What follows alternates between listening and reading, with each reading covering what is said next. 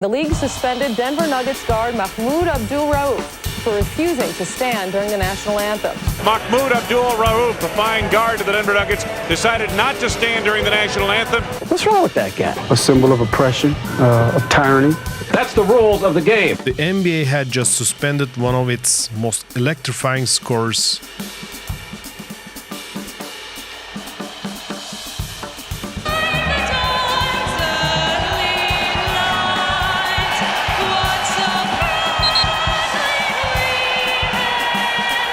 But Rauf had his reasons, deep personal reasons. The Nuggets star converted to the Islam faith in 1991. Taking my hat off to him, let him know that I support him, I'm with him, he's my teammate. I don't criticize those for standing, so don't criticize me for sitting. People have different religions and different beliefs and deal with the repercussions of it. I'm like a perfectionist. I don't like to do anything wrong, and I don't like to make mistakes, and I just work hard at what I'm doing. I want to be the best at what I'm doing. Chris Jackson, before he became Mahmoud Abdul-Rauf, was already making impossible shots look routine. The 1-2 crossover dribble, and then a deadly pump fake, super quick release, ball smoothly falling into the net again and again. That is Mahmoud Abdul-Rauf. The handles, creativity, defenders never knew that what was coming. Against the best competition in the league, he just kept firing, and they just kept falling. Commentators ran out of ways to describe what they were seeing.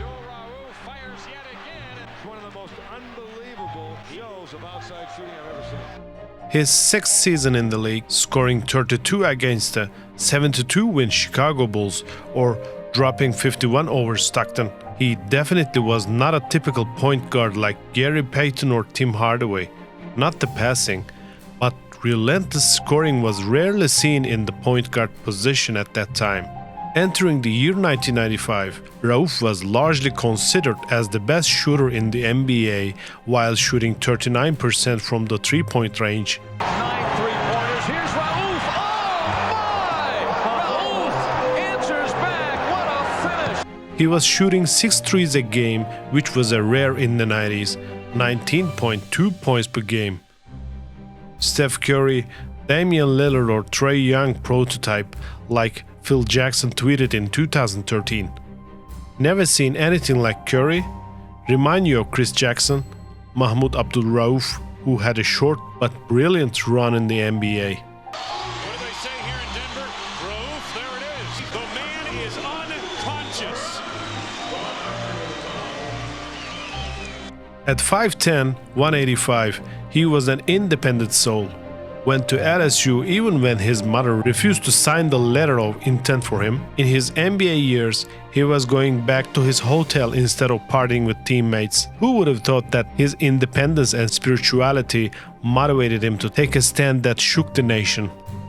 March 12, 1996, one NBA rule says the league requires attention to be paid during the national anthem. Abdul-Rauf was in violation, but the same rule was not part of the collective bargaining deal, and that left room for chance for a legal dispute. Deputy Commissioner Russ Granick said players, coaches, and trainers must stand and line up in a dignified posture during US and Canadian anthems. Same day, he got suspended without pay until he agreed to stand. Abdul-Rauf missed the game the next day because of the suspension. One of his teammates double-crossed him, dismissed it as a distraction, and anonymous Denver Nuggets team officials said they received easily over 100 complaints in 2 weeks regarding Rauf's conduct. As for the result, NBA Commissioner Dave Stern not only suspended Mahmoud Abdul-Rauf, but also fined him $32,000. The damage to his career was already done. But days later, he and the league office met in the middle. He could stand for the anthem, but with his head bowed in prayer, and David Stern predated the rule to have it changed. Local radio shows started discussing his conduct. The anthem drama quickly became a national story. News stories pointed him out as anything but a troublemaker. Nuggets owner Charlie Lyons said, "NBA's actions speak for itself. The league rules and regulations apply to everyone involved in the NBA." Abdul-Rauf didn't believe in standing for nationalistic ideology. The Quran states nothing should come between you and God. My beliefs are more important than anything. If I have to give up basketball, I will. He also said that the US flag represented tyranny and oppression. It's also a symbol of oppression, of tyranny. He said, this country has a long history of that, so don't criticize me for sitting. I won't waver from my decision. I don't criticize those for standing, so don't criticize me for sitting. This is a belief, and I won't compromise my beliefs. He could not play a game without a hostile reception, and even famous Muslim NBA players seemed to distance themselves from him, like Hakeem Olajuwon and Kareem Abdul-Jabbar. Islamic teachings is you worship none but God, but you respect the flag. You respect the honor of America. Abdul-Jabbar contacted Abdul-Rauf to say he was doing a disservice to Muslims with this convoluted stance. Unlike Olajuwon and Jabbar, Shaquille O'Neal backed his LSU teammate and said, People have different religions and different beliefs. And I guess, some people should respect that. And not to mention the Players Association. We support Mahmoud's decision to express himself. If they hadn't bothered him all year long, he stayed in the locker room, then I don't see the problem with that. I think if he comes out there, though, he probably ought to stand up. Jason Williams of the New Jersey Nets said, I'm no politician, but the man has to remember he's made a lot of money in this country. Michael Jordan, who famously stayed out of politics during his entire career, said, he should be allowed to remain in the locker room, but being out there on the court while everyone else is standing, that is being disrespectful. If he believes in what he believes in, he certainly should stand forward and deal with the repercussions of it. The message was clear. Believe what you want, but be ready for what comes next. Steve Kerr said, if they had allowed him all year long to stay in the locker room, then I don't see the problem with that. Steve Kerr pointed out the obvious. Why was this suddenly a problem now? I don't necessarily agree with what he's saying, but I respect his freedom to express himself. Ron Harper said, everybody has the right to express their opinion in America. If Michael Jordan said he wouldn't be out there, do you really think the league would say something? When he returned to the court on March 15th in Chicago against the Bulls, he was loudly booed when he got into the game. Denver's leading scorer and assist man was booed most of the night, something he might have to live with. The crowd held a large flag while he held his hands open in prayer.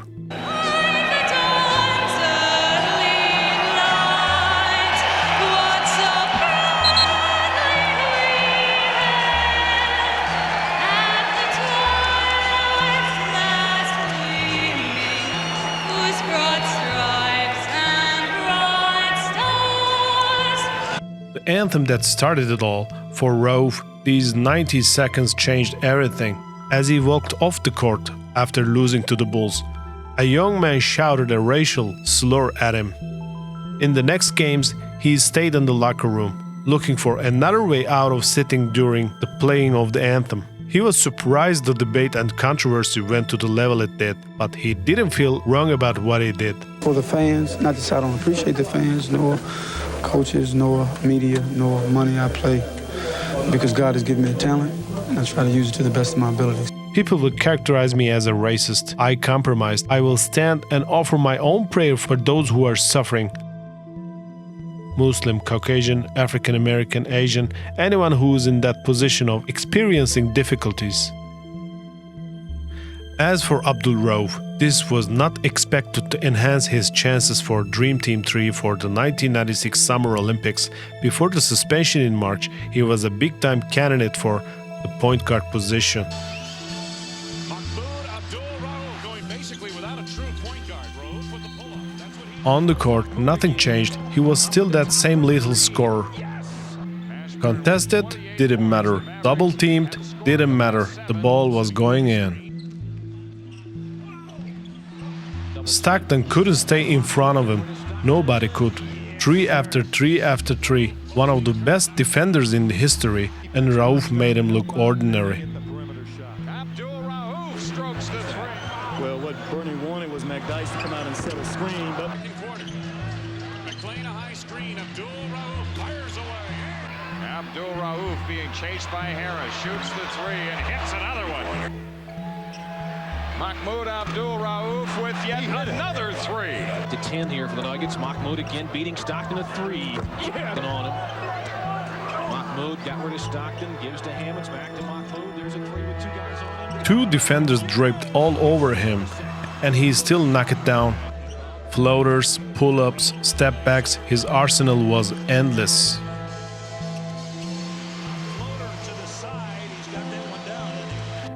The anthem controversy was the beginning of the demise of Rauf's NBA career. No team in the league cared about his 20 points per game.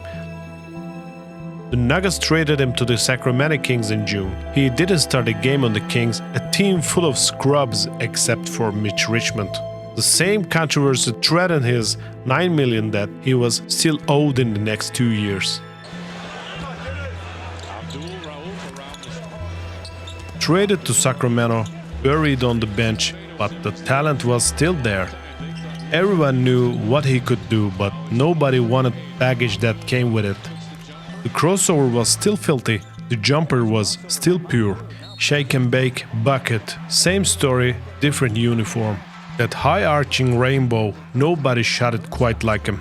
Still creating space, still hitting shots, still being ignored by the league. Mahmoud off the dribble. There's one. Catch 'em lineups, boy.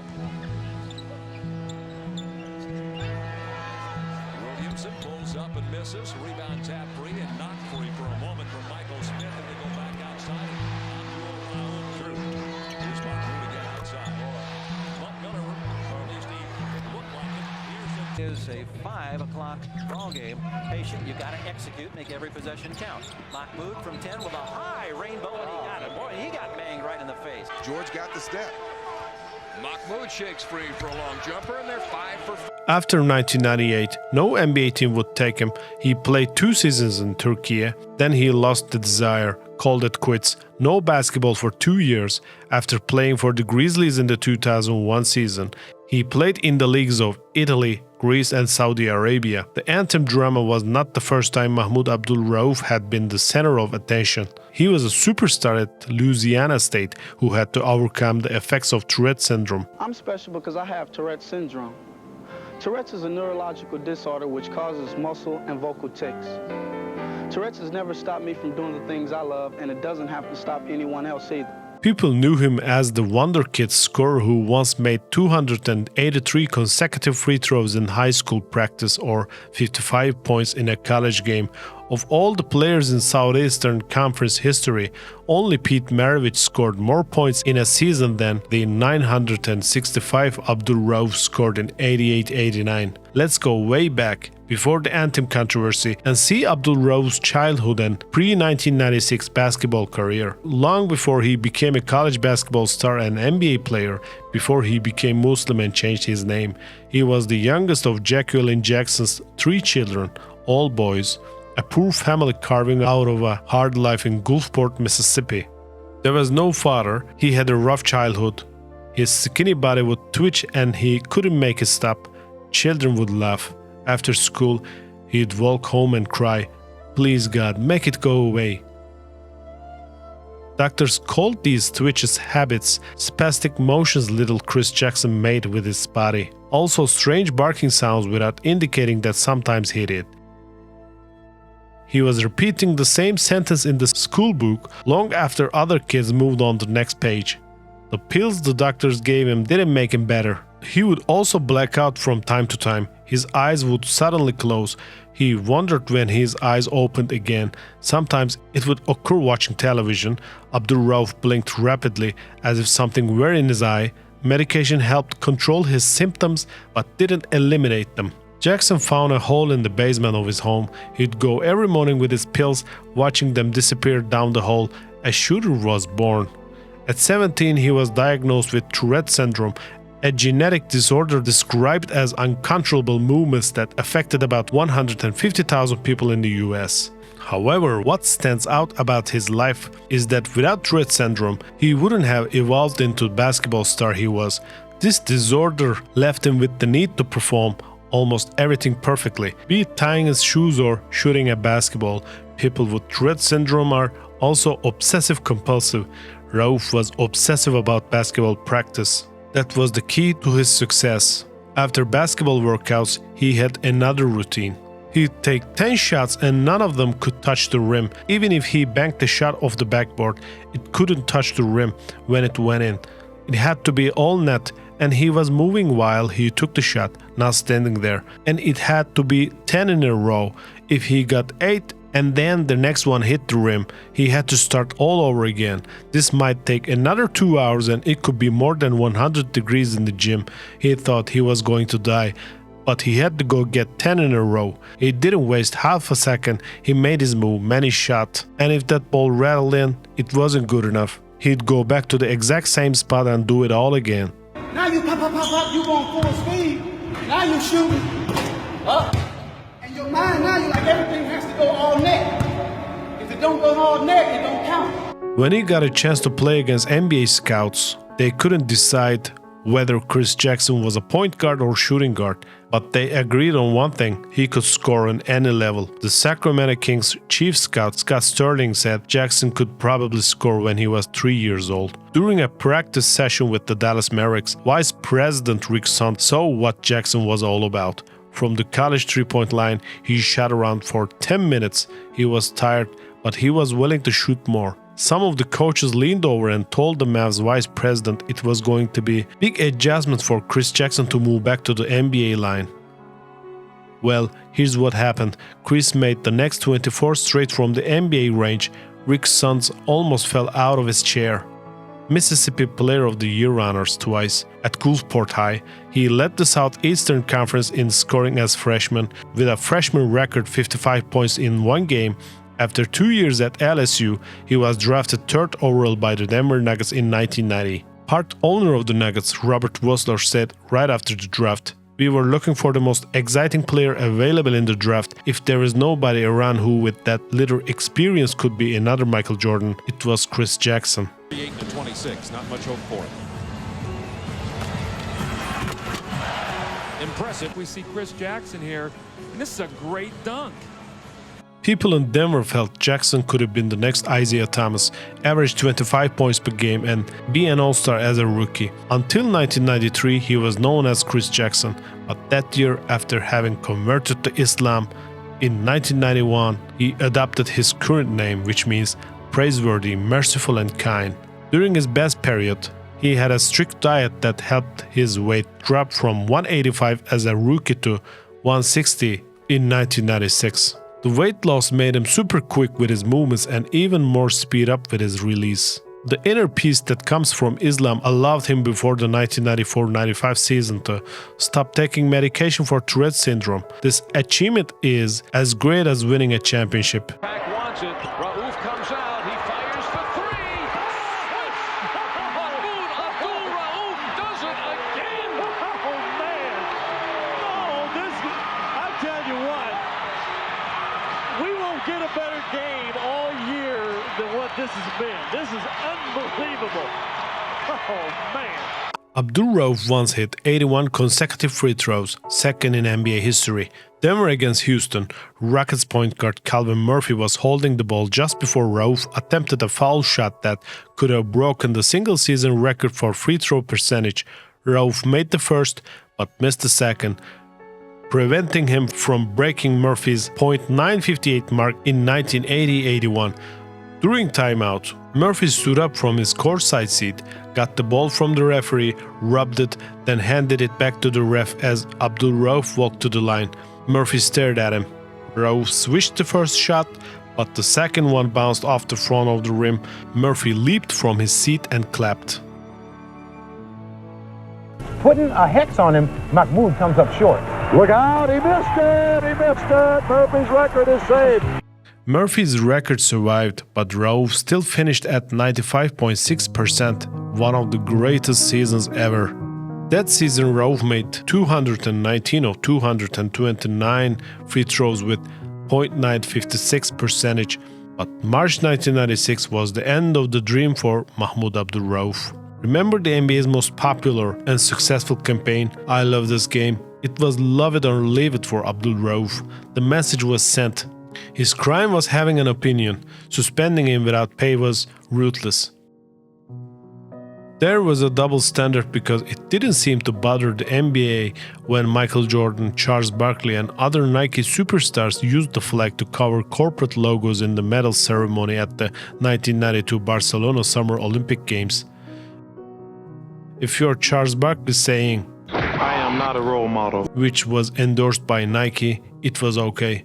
The NBA took away Rauf's livelihood. 20 years after Rauf's suspension, now Colin Kaepernick in 2016, NFL quarterback, began kneeling during the national anthem to protest racial injustice.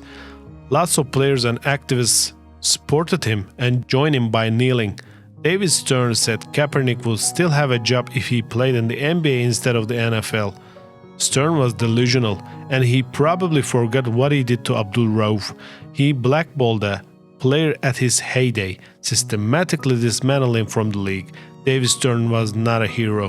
When young Abdul-Rauf picked up a basketball, he discovered that he didn't shake or twitch. He could carry on like everyone else. He found the freedom on hearing the sound of the net, but he also discovered that freedom comes at a price. All-American fame, basketball star filling record books at Gulfport High and LSU, and then the NBA. Blackballed at the best time of his career at the age of 26, basketball left him unfulfilled. At age 50, he dominated 3-on-3 games against just retired 30 and 35-year-old NBA players. In his prime, given the chance of Steph Curry, Damian Lillard currently having, he would definitely dominate the NBA today. This is how it should have ended. Buzzer beaters, championships, a Hall of Fame career. Instead, the NBA made sure he disappeared.